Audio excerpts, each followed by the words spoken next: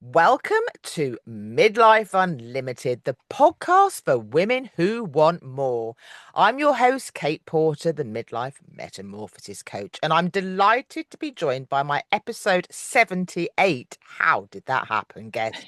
The wonderful Joanna Tocher, to give a taste of our audio episode that's available now, wherever you get your podcasts, how to hold a retreat for women over the age of 50. You'll find out why. It could be applied to any kind of retreat, but we're going with what we specialize in because, Joanna, you are, well, firstly, welcome. You love a Thank you. retreat, don't you? Oh, I do. I love a retreat. I love a well-being retreat. That's the thing that I sort of specialize in. That side is a well-being retreat. Yeah, love them. No, absolutely. Because I say at the beginning of our audio episode, but it does seem whether it's a business brainstorm in a farmhouse in Yorkshire or heading to Bali for a soul detox, retreats do seem to be, well, big business. But you make it very clear that to be in it for not, I won't say the right reasons, but knowing your why, don't necessarily look at it as a money-making machine, but look at it as in what the wonderful women joining you on the retreat are going to get from it, what they need, what will nurture them, because that's what it's all about, isn't it? That's exactly what it's all about. It's about taking women, midlife women, out of their everyday jobs and whatever it is, careers, life, Yeah. and just having a break from that and actually giving themselves time to really think, to kind of reconnect. And because as well as I do, and most of your listeners will know that um you kind of lose yourself in the quagmire in midlife, don't you? So there's so much noise going on. And excuse me, if you can hear extra noise, it's because my neighbours opposite have decided to start ripping their fences down. But we'll carry on. But no, you're absolutely right. I mean, we talk a lot about me time, and I know you're a big fan of that and about taking time for ourselves. But a retreat in the way that you're hosting them, it takes that to the next level, doesn't it? And it gives the option to actually pause and take that step away from all the noise and just think about what we want and what we don't want. Yes, well, exactly. That's so true. It's what we don't want. What could we do less of in our lives that's not giving us joy? And what can we bring in and do more? And it really does give people thinking time and reflection on that. And also, the other amazing thing about the retreats is that it's the camaraderie that you see forming between maybe a group of people that haven't ever met each other before. Maybe two of them or four of them know each other through friendships, and have come there with their best friend or their sister or something. But mostly people arrive and they don't know anybody else. And it's just so beautiful to see great friendships forming out of a week away in a beautiful place in a beautiful location. I love that element of it though, because as you say, it's about taking that time and meeting people that you wouldn't. I mean, obviously, we all tend to almost. We started living in the online world, didn't we? Obviously, with lockdown, etc. And now, still, whether it's socially or in business, these, I mean, we've met thankfully in real life, but these virtual conversations happen so often. So to actually physically meet people in a beautiful location in real life, it's quite a magical thing, isn't it? Yes, it absolutely is. And I remember the first one that we did after lockdown was just such a success. People were just dying for this connection, Yeah. this in real life connection. So it really showed. And I think since lockdown, people have sort of realized that actually we need each other. We do need connection, Mm. Because I you know know? obviously travel's in your blood. It's a passion that you've held for years, isn't it? Yes. What made you take that step? And was it an easy decision from, yes, I know about travel. Yes, I love wellness and holistic and homeopathy. What led you to bring the two together and start creating retreats for fabulous females? Oh, that's a really good question. I think the travel has never left me, and I did a lot of that when I was younger. And also then moving from there into the wellness industry and going, just starting a whole new sector. Um, they're my two big loves, Mm. helping people and traveling and seeing beautiful places. And I always thought, wow, retreat would be great to do. I've thought about it for a lot of years, Is like it you do. one of those little back burner bubbling away? Yeah. Yeah, absolutely. And then I met some people. I was actually on holiday in Crete, and I was there with a couple of girlfriends, and we talked about it there. But it didn't ever really get off the ground. I think we were at very different stages of our lives, and we couldn't really quite make it happen. So it was still on the back burner for another couple of years, and then I met two friends. One who I partner with now, Vicky Bowman, and she is a yoga trained later in life as a yoga teacher, Mm. and she had just qualified for yoga. And another friend, Julia Sondak, who had a business out at Holiday Homes, Kalkan, Holiday Homes Turkey. So she had villas. She was, Yeah.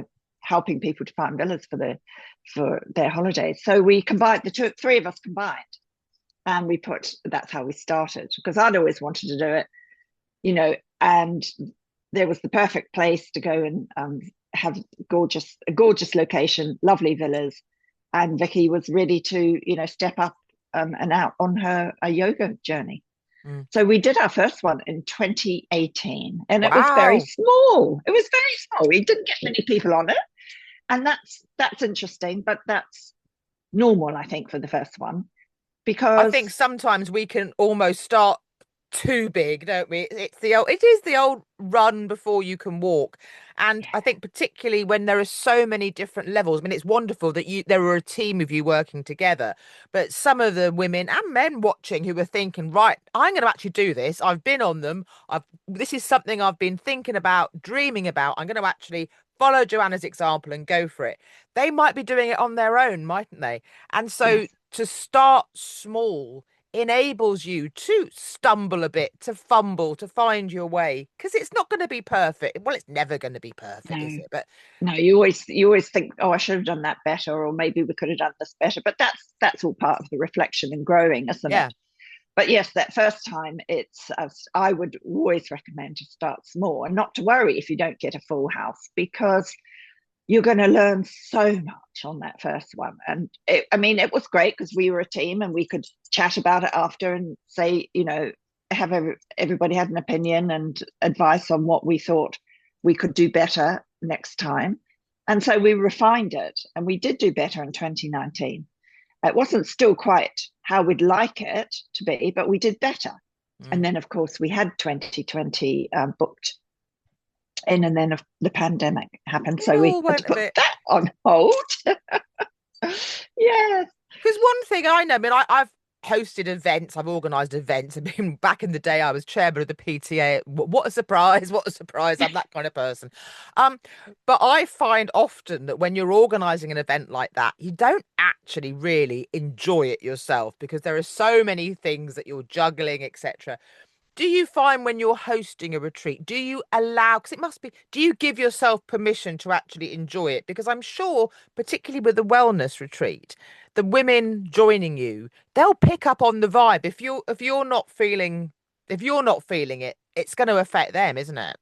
absolutely. Yes, it definitely does. Um, yes, that's something that I do enjoy it. I always enjoy it. And sometimes, depending on how many moving parts there are in a day, Mm. we've actually simplified quite a lot now, which is better. But when we first started, we had a lot of things doing, included a lot of trips. And yes, that's fun and good to do, but you've got so many moving parts. You can't just relax all the time. You've got to make sure everybody's okay. You've got to make sure that transportation comes on time. You've got to make sure that the meeting place at what time and things like that. So you can't fully be in it as a participant would be. But yes, as I said, we've simplified and changed the way we do things now. So there's less moving parts, and we can be along with them. Mm. But I always find that I do need to take my little breaks in the afternoon, just have some downtime to myself. Mm. And that sustains me for the next bit going on. No. And I say to them, look, I just need to go and have a little lie down this afternoon. It's free time. You are free to go and either go to the beach or go swimming or read a book or lie in the sunbed or have a nap yourself. Mm. And that revitalizes me for the next part of the day. Only has to be half an hour or 20 minutes. It's just, but for me, The that's essential. reset. Yeah. It's a Because one reset. thing that I really stuck with me from our audio conversation that I wouldn't have thought about until you mentioned it was that how kind of in the debrief, for want of a better word, when all your guests arrived, the idea that if one of the team, one of the gang wants to go, you see them going off just to, lying on a sunbed, resist the urge to go up and chat because they might be just taking that time that they never get to do just to recalibrate. Absolutely. Yeah, that's so important. Yeah, it's so important just to do that. And sometimes you just want to sit quietly and read a book and not be disturbed. And often, how many times do we get to do that if we're in a family environment? Because there's always something going on. You pick up a book and then this will happen or that will happen or work or something. It's quite rare these days to be able to take, I think a lot of people might read a book just before they go to sleep.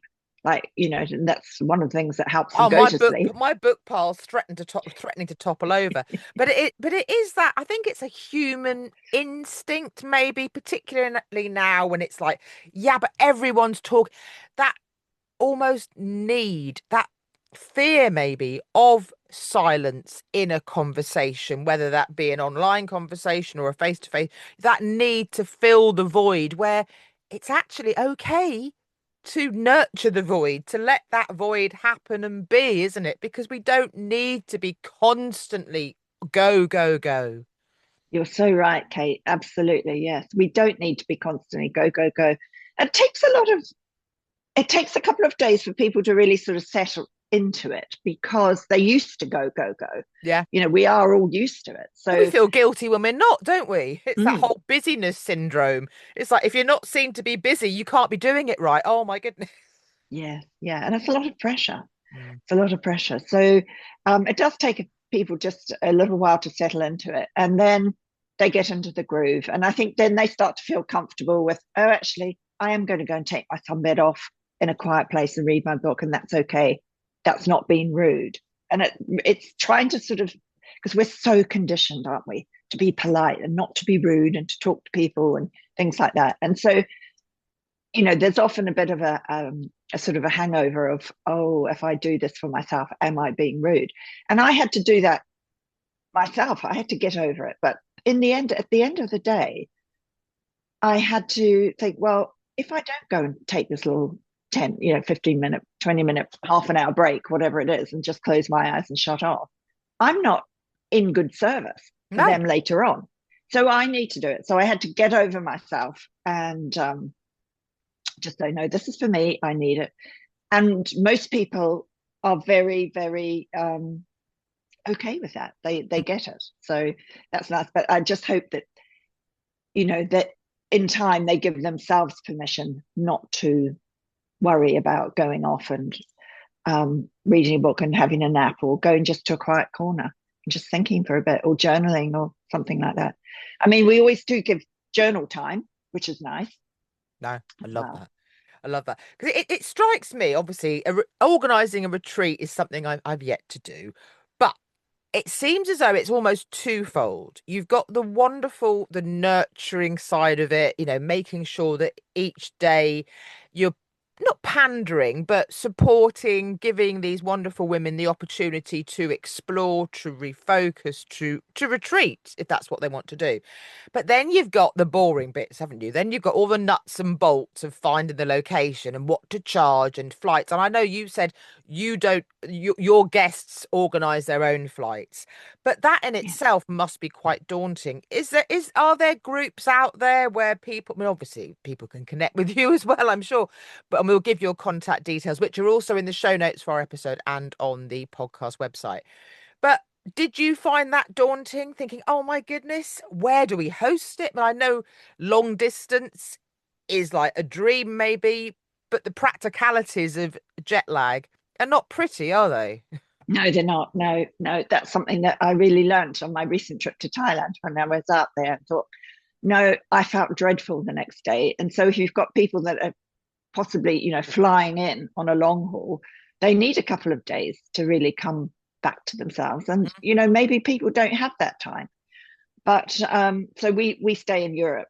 Um, and that works really well. 2.5 hour flight, 3 hours at the most. I think down to Turkey, it's about a 3.5 hour flight.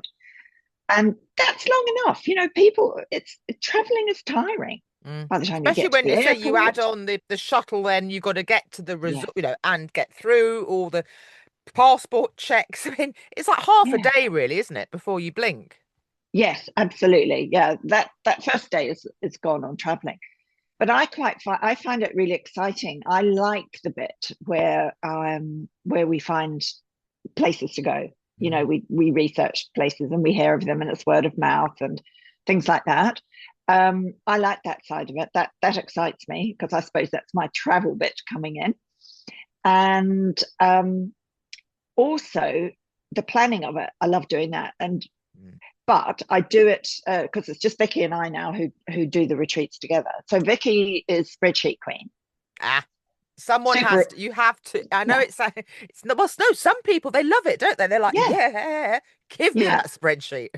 exactly. And that is not my forte at all. So she's great. We sort of yin and yang with each other really, and she's super organized and spreadsheet queen, and I'm organized in my head, but not so organized with the spreadsheet. So she keeps me on track for that. And we do it together. And it works so well because one of us will see something that the other one doesn't. And, oh, what about this? Oh, we, think about this. It's great conversation and great camaraderie between us. Yeah, we really are kind of yin and yang. Great partners to work together. I love that. Yeah. I love that you found that as well because the energy that comes through, whether talking to your posts, it is contagious. It really is. And I know you've got some exciting things coming up. So fill us in. How can viewers get in touch with you? Obviously, I say all your details are in the show notes, but talk us through what's coming up for 2026 and beyond. Okay. Well, we have got 2026 in May in Sardinia as our first retreat. And that's already fully booked. That was actually fully booked after the last one last year. Everyone who came on that booked up for this one. So that's lovely. And then we've got another, again in Sardinia, in the same location, same villa, is 27th of September to the 3rd of October. And we've got one room available on that one. Oh, So it's either going to be as we speak. as we speak. And we've got two, either a twin, so two friends can share, or sisters, or because we only do women on our retreats. And if not, then if one person wants to do it, then we will sell it as a single room, double room, but for single occupancy. Yeah. So talk us through. Obviously, you probably haven't got everything set in stone, but what can they expect coming to Sardinia? Oh, they can expect the most beautiful views because we're so close to the sea, just Wow. over the road from the sea. And the villa is huge, very spacious, lots of lovely grounds, a beautiful swimming pool. So yes, we can go down to the beach. We're planning to do sunrise yoga Oh, lovely. and do a little bit of mindfulness down there, meditation down on the beach. And but yeah, sunrise, we'll do that one day. We don't expect everybody to get up the crack of dawn every day, that's for sure. But one day Although it's a lot very of us, special to do it. that's welcome to midlife, isn't it? Yeah. Yeah. So that's what's happening. We're having yoga every morning. We're having a vegetarian brunch and dinner, which is available. We've got chefs coming in. They're part of the villa actually. They came with the villa, Oh, lovely. so they're coming in to do the work. So that's really great. And they've got a lovely yoga shala there. And they've got all the gear in there, the mats and the blocks and the straps, so people don't have to bring their own things unless That's they good want as well, to. isn't it? Because Yeah, all the hand luggage now and luggage, it's yeah. There's fun and games. a lot of things to take. So we do that. We finish a beautiful meditation after our yoga, and everyone just gets to lie down and be for 15 minutes. and I do a guided meditation there. I've got my tuning forks. I've got my bowls, Tibetan bowls, and my pipes. So there'll be a lovely sound Mm. bath. I always Oh, do a little essential oils masterclass so people can get to choose their oils that they love and make a beautiful. little blend up for themselves, signature blend. And yeah, we've got a moon. I think it's the new moon this time. And so we'll be doing new moon meditation and really pondering what's next, because new moon's about new beginnings, starting Mm. again, isn't it? So that would be great. And that's journal time, a lot of journal time. So yes, and we are quite close to a lovely little village or harbour town. So we can wander down there. It's about a 10 or 15 minutes walk, and we'll have dinner there one night, maybe two if everybody wants it. We'll just see what people want.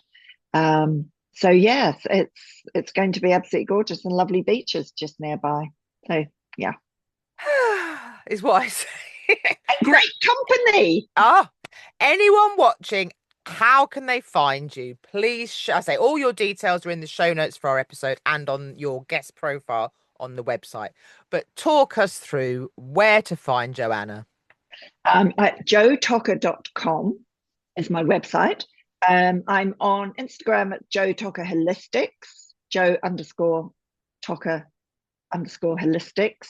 I'm on Facebook as Joanna Tocher and on LinkedIn as Joanna Tocher. Oh, I love that because for those that don't know you, you've re-embraced your full name, haven't you? That was one of your midlife things, and I absolutely love that. You used to be known as Joe, you're now Joanna again. Yes, some people still do call me Joe because they've known me for such a long time and they can't quite, embrace Yeah. Joanna. But yes, that's such a great way of saying it. I've re-embraced my full name. Um, and yes, that's been yeah, interesting. But I do answer to both. No. So I'm not That's so the thing. strict about it as I was No, in the well, that's beginning. it because I mean I'm officially Sarah Kate with a hyphen, don't ask, but I've always been called Kate. But I remember at school, like the teachers used to call me Sarah, and I just didn't respond because it wasn't being rude. It's just I didn't nothing against the Not your name name. Sarah. Nothing. Yeah. But Well, I mean, often people call me Joanne, and that's not my name. It's a whole different name. yeah. So that was why I went to Joe. I said, "Oh, just call me Joe. It's easier." And then I thought, midlife, you know what? Joanna is a really nice name, and I haven't re-embraced it, and I'm going to. So there we go. But still, some people slip up and call me Joanne. Have any of your viewers, does this resonate, viewers? Do any of you have you changed your name? Have you gone back to using your full name? Let us know. Leave a review. We would love to know what you think of our chat now, our video podcast, or our audio podcast available now, wherever you listen to your podcast, obviously. And you can head to the website where you'll get obviously Joanna's contact details, find out a bit more about her. You can find out more about me and connect with me. Find out how you can come and work with me with my midlife metamorphosis coaching, either one to one or come and join more, my all in one coaching program. Joanna, you mentioned earlier about more and less. Those are my words of the year. And that's what more's all about. It's about doing less of what doesn't serve you so you get time to do more of what you love. So thank you for joining me, both for our video podcast and for our audio podcast. I look forward to seeing gorgeous photos all over your social media next month, May, from Sardinia. Don't forget, there's that place going if you want to come and join Joanna for September, wasn't it? September 27th, is that right? Yes, September 27th. Yeah, end of September. Oh, how exciting. Right. Well, I'm going off to go and plan some travel of myself. I might even, no, I'm not going to do a retreat yet, but I might do an event. Watch this space for that as well. And I hope Joanna will be there for that. Right. Well, Yeah. thank you so much for joining me. All that remains for me to say is here's to being fabulous and flourishing together and living midlife unlimited. Thanks, Joanna. It's been brilliant. Bye. Thank you. Bye.